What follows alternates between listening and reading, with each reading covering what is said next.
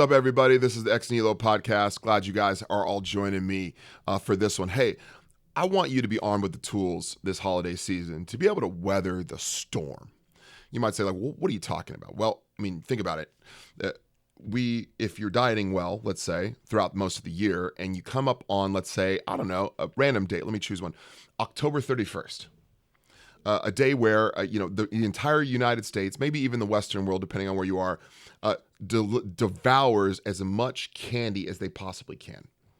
And then you come up on a date, let's say, I don't know, one of the last Thursdays in November, where it's sort of the national holiday for gluttony, where you try to eat as much food and consume as much drink as possible. And then you come up on a day late in December, let's say the 25th, I don't know, and that day is supposed to be a day reserved to celebrating the coming of your Lord Jesus. And we use that dinner night to eat as much food as possible. And then, I don't know, from the 25th to about, I don't know, January 1st or 2nd, we spend the week eating as much candy, treats, donuts, brownies, hot chocolate, candy canes, the holy trinity of popcorn in that metal tin thing, and all your grandma's weird little candy she puts in dishes. And we eat as much as we can to our heart's desire. And then we feel terrible to the point where we need to make a resolution that we are going to stop eating this much junk and crap, and we are going to finally get on the train where we go on this journey towards good health. Wouldn't it be great if you were armed with the tools to weather that storm, and instead of swinging on the pendulum from I'm eating great to I'm a total all-on glutton, that you could actually just weather that and stick through it and maybe have a few good meals, but then come on the other side feeling better than probably 99% of the people you know. Wouldn't that be awesome? Well, I want to arm you with the tools to be able to do that today. So today is all about how can you eat healthy throughout the holiday season and maintain your sanity and still have a great time all at the same time. How are you going to be able to do that? So I want to give you a few things. I don't know how long this podcast is going to be, but I think we'll get through it. And then at the end of it, I want to teach you just a little bit on the rhythms of understanding how you eat and why eating is actually worship to God. Eating isn't just about consumption and sustenance, although it does do those things and it nourishes your body. That's great. There's also one other big element for those of you that are Christians. I am a Christian or person of faith. We believe eating food that we receive is actually an act of worship. And that's why we don't venture into things like quote unquote gluttony, where we smash as much food as we can, Cheetos, Pop-Tarts, Kit Kats, and Ding Dongs, because we believe we're worshiping God with our bodies, and food is one way to do that. So without further delay, let's talk about some ways you can survive the holidays. First thing, offer to cook. Listen, I don't care if you're a good chef or not. One of the easiest ways to control the quality and quantity of food that's going to be at Thanksgiving, that's going to be at Christmas, that's going to be at the holiday party, that's going to be at the church potluck, whatever it is to cook the food yourself, or at least cook some of it yourself. That's what I do. I spend a good portion of the holidays cooking. My wife's not a big cook. I'm sort of the cook in our family, so I'll take ownership over that. Now, typically around like Thanksgiving or Christmas, there's usually a turkey or a prime rib or something like that. One of the cool ways you can, take ownership is to learn how to cook those things. If you've never made a turkey, let's be honest. The turkeys you're going to eat this holiday season probably aren't all that great anyway. Most of them are dry and aren't good, especially if you're going to your mother-in-law's house, let's be honest. So you might as well learn to make this yourself. Now, there's a few ways you can do this. You can use something like I do, which is a smoker. You can get an electric smoker like a Traeger and plug it in. Honestly, that thing is so forgiving. If you cook anything on a Traeger, you know that it usually comes out okay. So smoking a turkey for 12 hours and then cooking it at its temperature till it's ready is an easy way to do that. Flavoring it, putting different stuffing in it, using paleo style stuffing, which is usually potato-based or sweet potato-based instead of bread-based or gluten-based, grain-based, is a great way to do this. I've got a great recipe. You know what I should do? I should link you guys a paleo stuffing link from Nom Nom Paleo. It's a great way to still have a great stuffing without any of the junk grains and gluten. So I'll link that to you guys in the show notes. I typically make something like that around the holiday season. It's potato-based. It's got a little bit of craisins, maybe some apples. So it's got a little fruit, it's got a little sugar. So if you're going keto, obviously don't use it, but it's a great substitute for a regular stuffing. Now you can put your turkey in a Traeger. You can also cook a turkey in a plastic bag. I would avoid using a plastic bag because of all of the microplastics are going to seep out of that. But they have these like sacks that you can use to cook a turkey in the oven. And you can also do it the good old fashioned way in the oven. Either way, if you make it yourself, you're going to avoid all the junk in the stuffings. You're going to avoid some of the bad mold exposed spices. What do I mean by that? Well, when we open our jars of spices and we cook with them, sometimes the steam from the pot can get over if you're cooking with a giant pot, can get into the jar or any liquid, and that can get moldy, and you don't want mold exposure. So you can control that by using your spices, and you can use the right kinds of salt, like pink Himalayan salt, real salt out of Redmond, Utah, and getting lots of those different electrolytes and minerals out of that salt. You get to control all of that yourself. So turkey's a good way. My personal favorite is a grass-fed prime rib. Sometimes you can get these from Butcher Box. Sometimes you can get these from your local farmer. But I would encourage you to grab one of those bad boys and cook that up instead of going to Costco or some other place where you're going to get sort of grain-fed meat. And again, you're going to get exposed to all of those different toxins in the fat of a prime rib animal because they're eating corn and grain, GMO'd, and that is those things lead to inflammation, and that's going to get passed on to you. And I don't want that to be passed on to you. So get your own animal. Grass-fed, grass-finished prime rib is one of the best foods on planet Earth, one of the best things God ever created.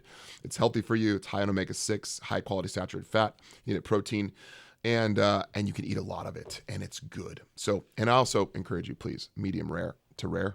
Do not butcher that poor animal to the detriment and upsetness of God and to the sorrow of all people. Do not cook that thing anymore. That's just my own opinion. But of course, you can cook it however you want. My point is, offer to cook around the holidays. The biggest perpetrators for holiday letdowns is really the sides. Cooking quality sides is the way to get around this. And so cooking something that's sweet potato based, one of the cool things you can do is actually sub out white potatoes or russets. Although if you go that route, sure, that's not as bad. I'd put it on the scale of like green, eat as much as you can, to red, don't eat it at all. You might be in that yellowish section. Okay, eat a little bit depending on how you cook it. But if you're adding industrial dairy to it, cow milk, like milk, cream, anything like that, don't eat it. Use raw milk if you have to. Use grass-fed butter. Kerrygold butter is a great example. Put that in there for your potatoes. But I actually use, I have a recipe for white sweet potato mashed potatoes. And now people think the word sweet potato means it's going to be sweet. It actually doesn't mean that. White or quote unquote yellow sweet potatoes you can get from mostly any stores now. Those are not that sweet, and actually they have a delicious flavor to them. And you're going to get a lot of that prebiotic fiber as you bake them or as you stir and you cook. If you do decide to bake those potatoes, you're going to get a lot of prebiotic fiber in those yellow sweet potatoes, or even a regular sweet potato, or orange one for that matter, because the more you bake, the more the potato sort of produces that prebiotic fiber and make it more bioavailable. So I encourage you to do that as well. But again, controlling all of the sides is the name of the game. So if you were to go and look at, let's say, the Bulletproof Diet infographic, which I'll link for you in the show notes, and you were to use the foods in the green and yellow, you're going to be able to eat, even if other people create and make all sorts of other stuff, you're going to be able to eat your own food. And really, it's going to be good if you look up some great recipes, and you'll avoid a lot of the other junk that people are going to eat. I know when I go to my wife's family's house or my friend's house or my other family's house, there's always options. I always bring a couple things because that way I can control. If I can cook the meat, if they allow me to, I learn to cook the meat. That's a great way to do it. I cook it myself. And then I bring 1 to 2 to 3 options for me to be able to eat. So offer to cook. That's number one. Second thing, ways to sort of weather the storm of the holiday season when it comes to diet is to pick your spots. Listen, you don't have to walk around being the Grinch that stole Thanksgiving and the Grinch that stole Christmas dinner from everybody. You don't have to be that person if you don't want to be. Again, offering to cook is a great way. but picking your spots and saying, hey, these are going to be the 1 to 2 to 4 times or whatever it is throughout this next month or two where I am going to allow myself maybe some food that I don't typically eat. So Thanksgiving dinner is a great example of that. I'm just going to eat what I want to eat and I'm going to enjoy it. And what you're doing is you're locking yourself into a few dates, right? You're saying that, hey, if someone comes over the day before Thanksgiving, I am going to eat still pretty healthy. I'm going to still eat food as close to the way God made it as possible. But Thanksgiving, I'm going to allow myself, Aunt Edna's pie or whatever, or maybe your mom has a famous recipe that she always has made, and you're going to allow yourself some leeway to eat some of that. I do this typically as well. Of course, I don't go hog wild on those days. I think that's important.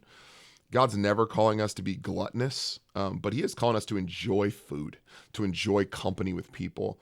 And having some of these meals will be okay. Something is better than nothing. Changing something about your diet is better than nothing. Don't say, well, it's the holidays, I'm just going to crush whatever all throughout the season. That actually could be, you're going to fall off the wagon. It's going to be really hard to get back on the wagon come January if you take that approach. So what I would encourage you to do is choose a few dates. So for me, I choose Thanksgiving. I choose my daughter's birthday because it's right near the holidays. And I choose either Christmas Eve or Christmas, depending on when I'm a pastor. I preach on Christmas Eve or Christmas. Depending on when I have time to eat, I'm choosing those days to really enjoy myself around those times. If I've got family or friends in time, there might be another special day where I'm going to allow myself to eat what I want to eat. What it's good about it is it provides guardrails for you. It allows you space to then eat what you need to eat, high quality foods the rest of the time of the year, but on those special days to enjoy some of that special food with your family. A couple, I would say probably locking in 3 to 4 to 5 of these dates is key. I would also say pay attention to how you feel, because my guess is you're not going to feel great.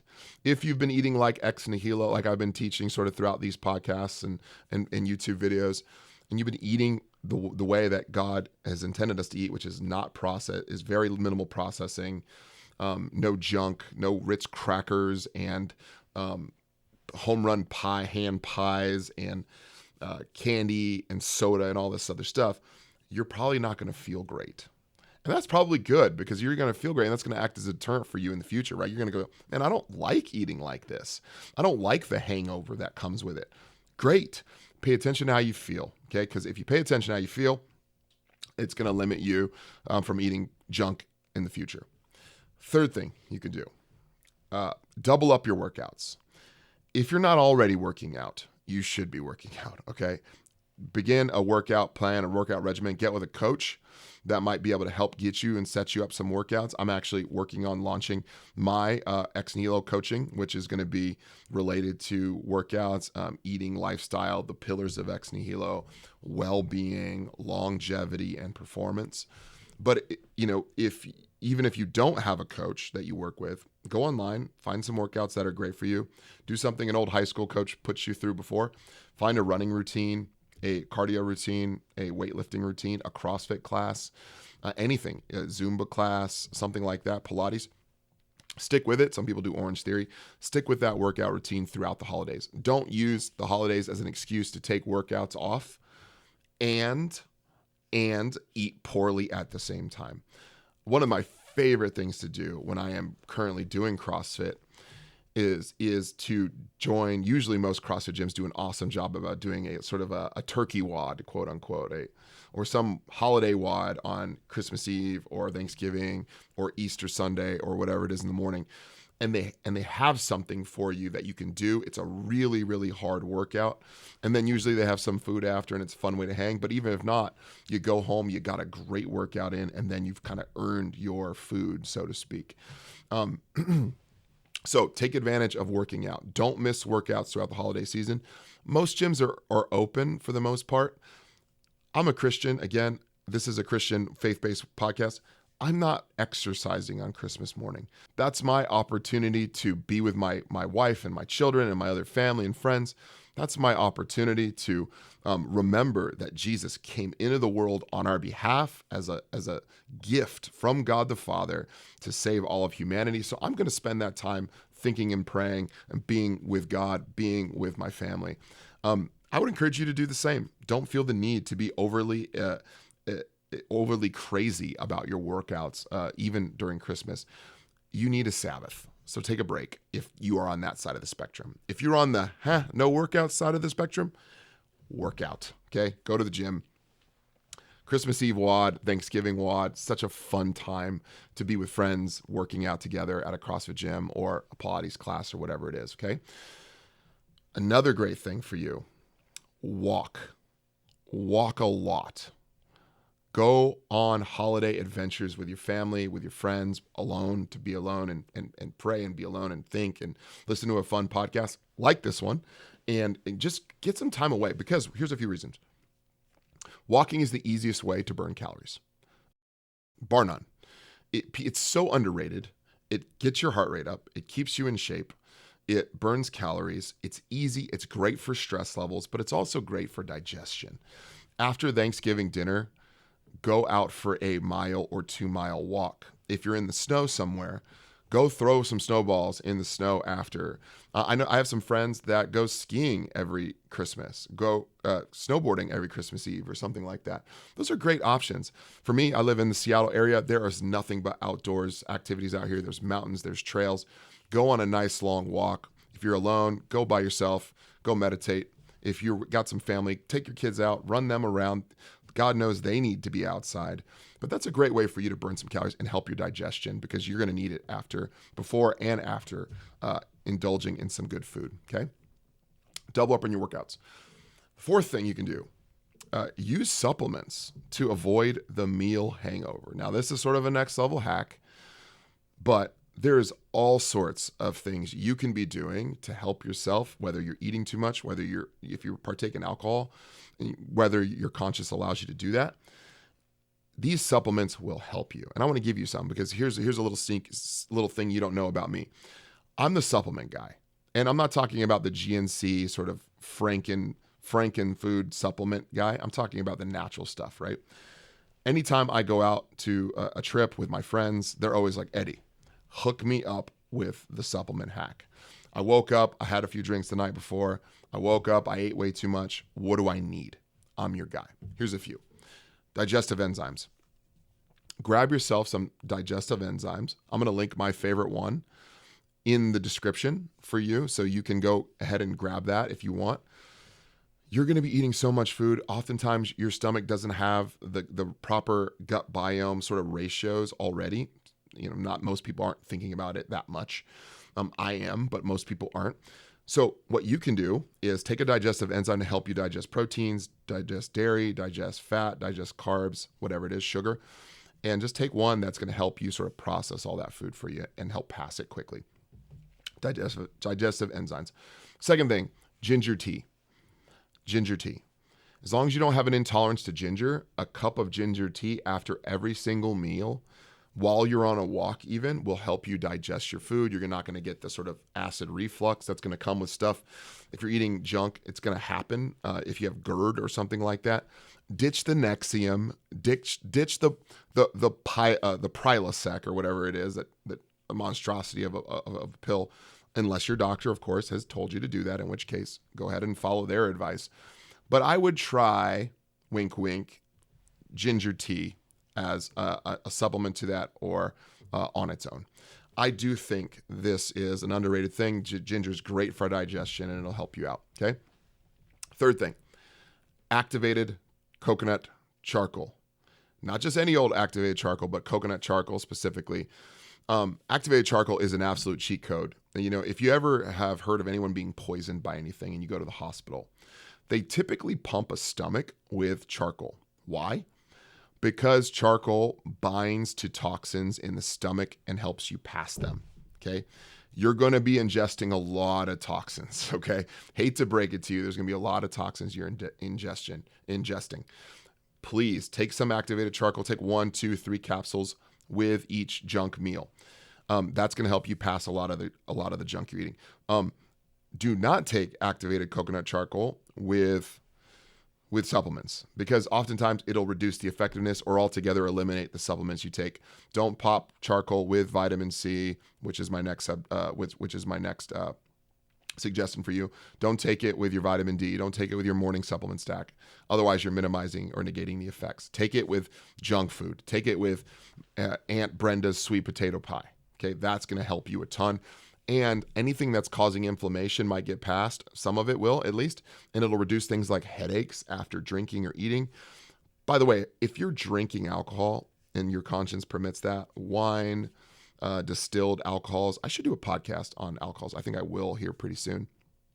If you are, take activated charcoal with it, because that's going to help you reduce some of the toxin load that's coming on into your system, and it'll help avoid a headache in the morning. If you are drinking, let's say wine or something like that, or alcohol, here's a few tips on which one to choose. If you let's say you are someone who does drink alcohol, avoid anything wheat related. No beer. Sorry guys. No wheat related. Distilled tequila, vodka, and gin are going to be your best bets in terms of reduced toxin load. If you are going to choose a wine, red has the most mold exposure, and a white dry wine will be the most clean type of wine you can drink.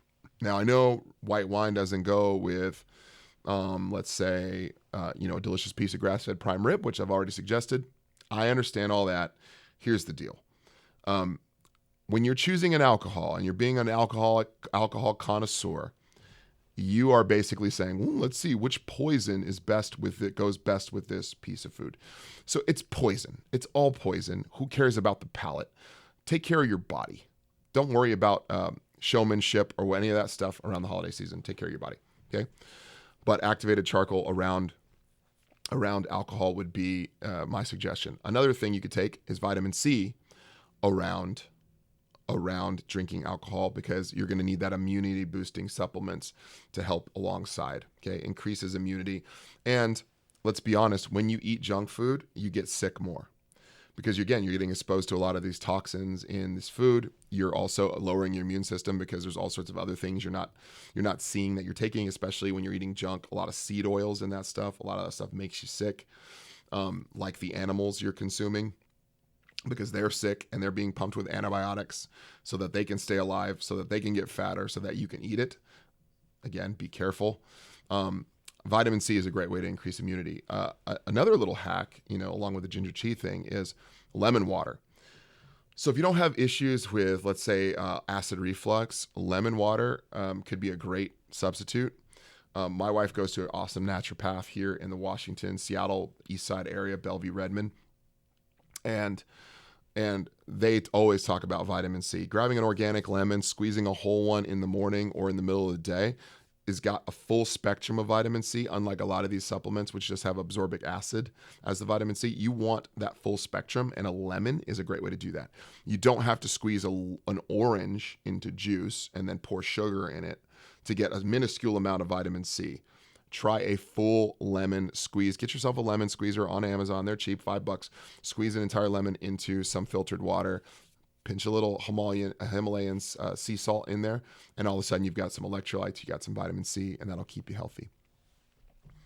The last supplement I'd suggest to you around the holiday season is glutathione. Okay, glutathione. Now, glutathione is a naturally occurring antioxidant that already comes out in your body, but you can actually supplement yourself with some liposomal glutathione that will support your liver detoxing yourself throughout all of these food, let's call them binges. Hopefully they're not serious binges, but all this different food you're consuming. Your liver is going to need a little help, especially if you're drinking alongside this. So try glutathione, a liposomal glutathione. I'll put a link in the show notes for you for that as well. I would encourage you to always have glutathione and help on hand. And if you do somehow get sick because it's cold, you're outside, or because you're eating junk, glutathione will help your liver continually detox, and you'll get healthy faster, okay? Glutathione has the job of sort of interacting with the toxins in your body in a way that aids their excretion from you as you pass them, right, from your body. And that's great. We want that. If you're not going to be eating great, we want you to be able to pass some of the junk that you are consuming. Okay. All right. So we've gone through offering to cook.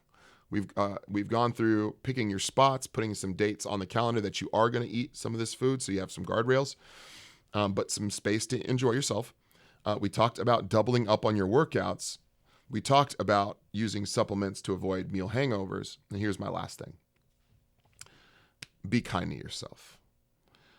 Remember that Christmas or Thanksgiving or Easter or whatever the holiday is, a birthday, remember what it's for. Remember why you're celebrating in the first place. Usually you're doing it to be with family. When it's around Thanksgiving, it's a time to celebrate your loved ones. Around Christmas, they're thanking God for sending Jesus, thanking God the Father for sending Jesus Christ into the world as a gift for you.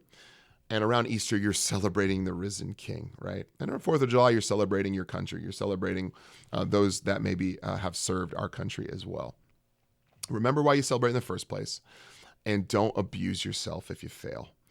You may go off the wagon here and there. That might happen, okay? That doesn't mean you need to beat yourself up. If you, let's say, do beat yourself up all the time, and you're somebody who's like, man, I can't believe I failed. I'm so fat. I'm such a piece of junk. I'll always be like this. And then you maybe sort of go from being a binge eater to maybe a bulimic or an anorexic. That's a signal that you maybe have some trauma around food, or maybe even trauma around specific holidays. And some shame and guilt has trickled in, and you need to go deal with that with a professional. I'd recommend a psychotherapist, a counselor, a biblical counselor, a pastor. Maybe it can get you started.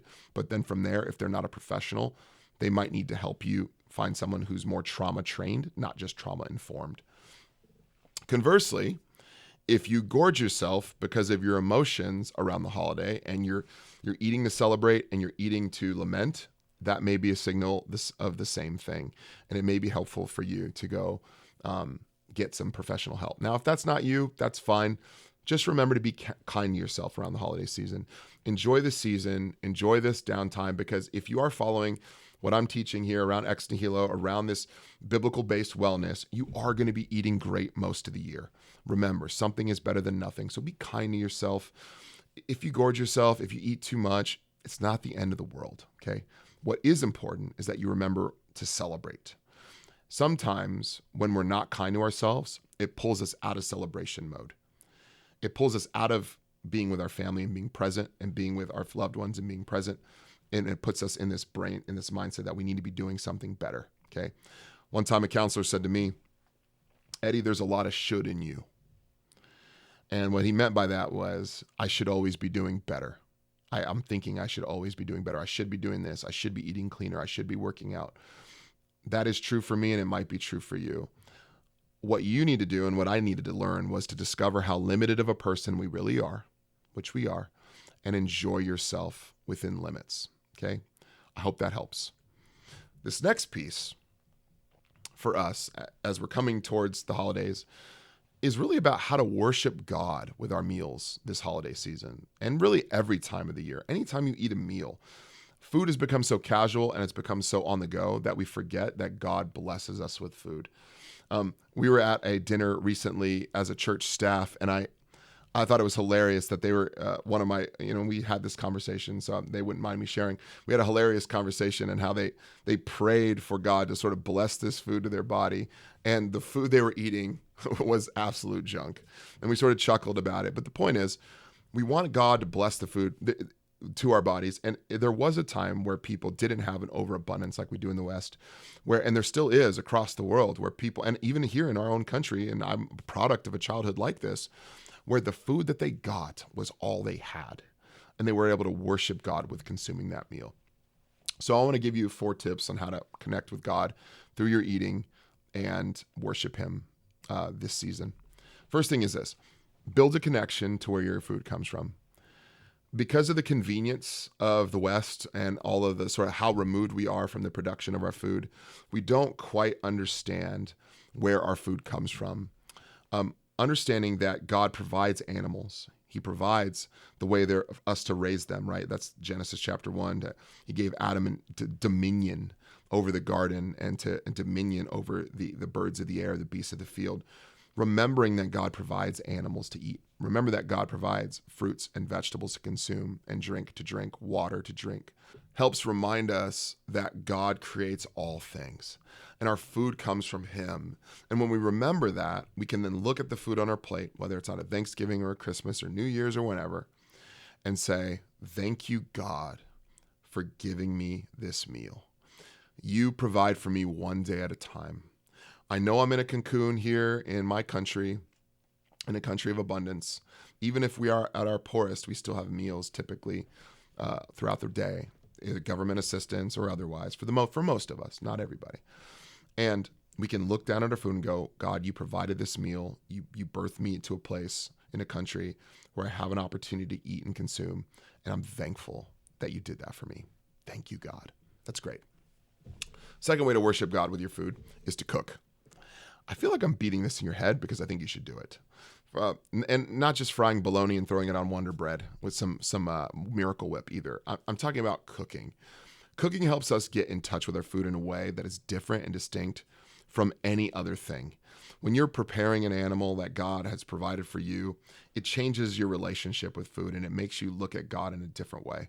When you are preparing food and you're seeing your family, if you have kids, seeing your kids consume food that you made, you are connected with your Creator. You're made in God's image, right? You've got this food that God's provided for you. You're preparing it. You're the means by which God has sovereignly predestined your family to eat.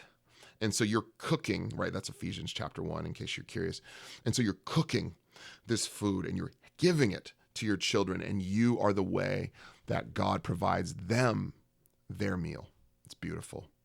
You are the way that God provides a delicious Thanksgiving dinner to people. You are the way God provides a delicious Christmas meal for people. And that is really an opportunity for you to worship God.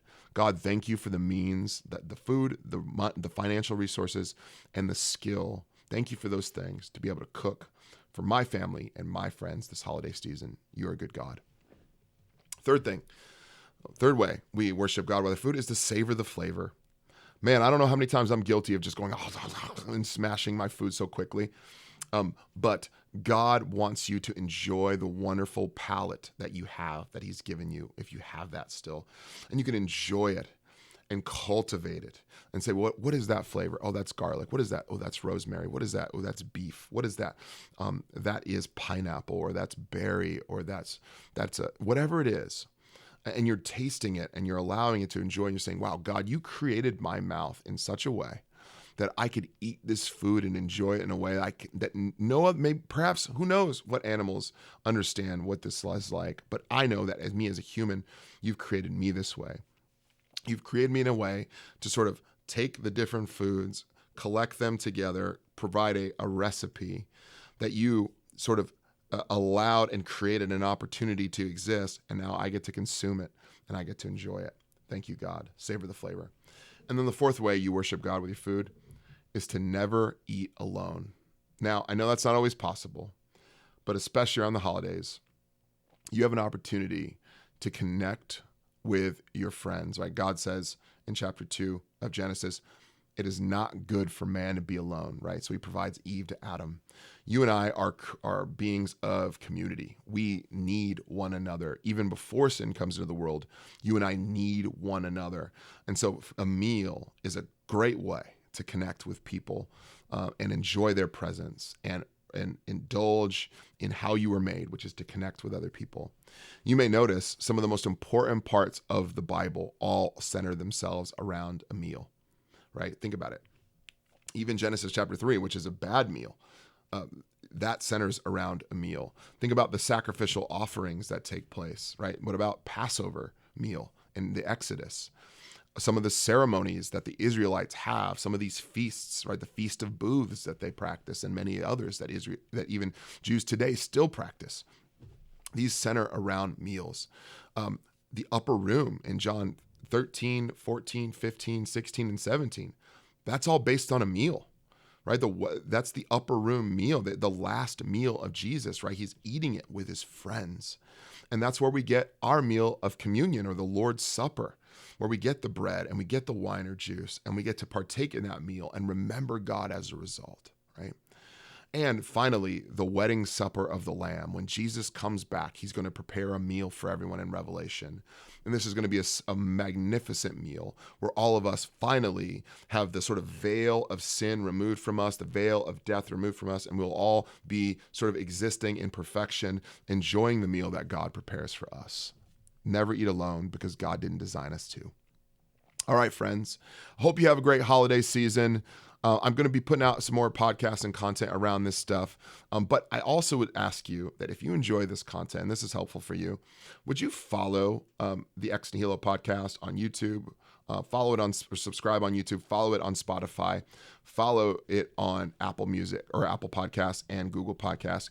And throw me a like. Throw me a review. Help this show out, because there's not a lot out there around biblically based wellness principles. And I want to get this out to the masses. All right. I'll see you on the next one.